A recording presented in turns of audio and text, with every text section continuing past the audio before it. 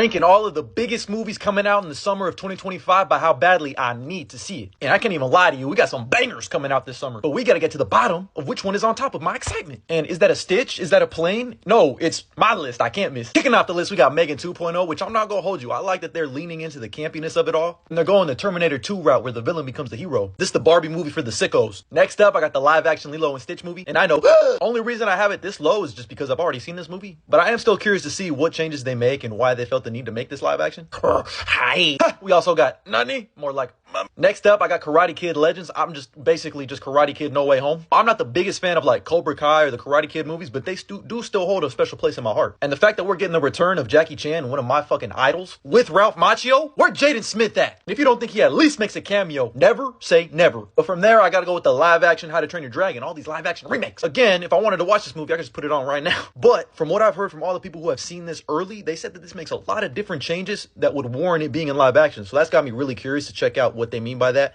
Also, the fact that this movie is 30 minutes longer than the original. All I know is if it's anything like Dragonheart, if you know, you know, this gonna be a banger. Cue the music.